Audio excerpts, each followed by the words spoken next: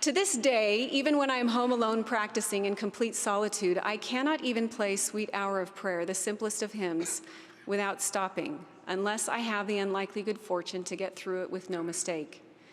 For this reason, I try not to call attention to my piano training. Cat's out of the bag now, I guess. I am so paralyzed by my mistakes that I am of no practical use at the piano. It may be easy to say that this paralysis is not my fault, that the teaching style was somehow to blame. But I cannot hold Mrs. Smith or my mother responsible for this problem. You see, my sister Terry had the same piano teacher with the same pencil. She had the same mother with the same emanating from the kitchen and the same recital settings. Yet she has gone on to accompany many performers, to play for work parties, to play both the piano and the organ at church, and in general to bless the lives of others with her musical training and talent. When you allow yourself to be paralyzed by your mistakes, you diminish your ability to be useful in God's kingdom. Making mistakes is simply part of the human condition and can be one of your most productive learning tools.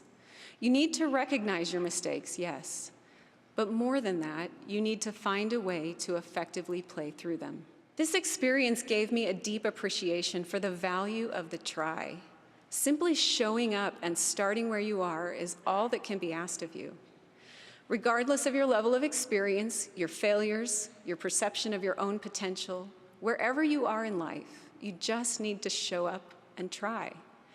Try to listen to the patient instruction of the Savior. Try to imitate his movements. Try to ignore the negative self-talk when your movements don't measure up. Try to focus on the joy in the learning instead of the defeat in the failure. And amidst your try, recognize that others around you are in the middle of their own try. Celebrate their progress, even when they seem to be farther along than you, and then give them a pass when they fall short. Sitting on top of the hill looking out over the valley, I couldn't suppress a nagging feeling of defeat that contrasted starkly with my proud moment at the bottom of the cave. I replayed everything that had just happened.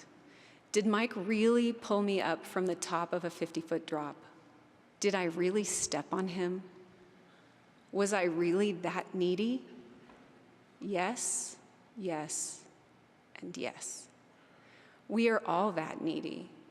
Perhaps you would have fared better than I did in Spanish Moss Cave, but we all at one time or other will be in a situation where our strength or knowledge or skill or perhaps even our desire is not enough.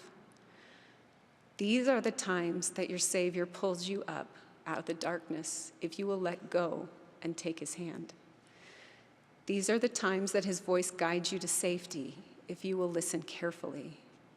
And it is for these times that he descended below all things to become your stepping stone. I love these words of Elder Holland. When the Savior says, "Come unto me," he means he knows the way out and he knows the way up. He knows it because he has walked it. He knows the way because he is the way. I asked Mike recently whether he was ever concerned about getting me out of the cave that day. Without even thinking about the answer, he replied, "No, there was always a plan. I carried all kinds of gear you never saw that day. There is always a way. Sometimes it's 5% me and 95% the other person. Sometimes it's 99% me and 1% the other person. But I know I can work with whatever the person has to give." Our Savior is the same. He can work with whatever you have to give if you're willing to accept his help. Artists who practice the Japanese art form kintsugi repair broken pottery by filling the cracks with a lacquer made from gold, silver, or platinum, restoring the damaged piece to something beautiful and whole. Kintsugi teaches that scars are not something to hide. Rather, they are to be celebrated for the unique beauty they exhibit.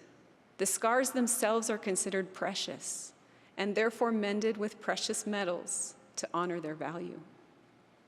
The finished piece is even more beautiful than the unbroken original. Similarly, we honor the scars of our Savior, for he has graven us in the palms of his hands. He is not ashamed of his scars.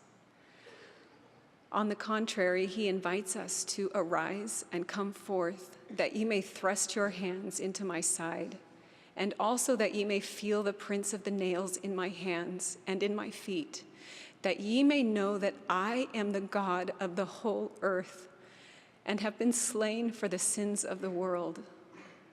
When we turn our broken pieces over to the Savior, our gaps are filled with him, with his perfection, and we are made complete. We are finished by the great Creator through the restorative power of the author and finisher of our faith. We come to know the Savior not just by recognizing and reverencing his scars, but by recognizing and reverencing our own. We are bound to the Savior through our mutual scars, and with his stripes we are healed. This devotional address with Cassy Budd was given on February 14, 2017.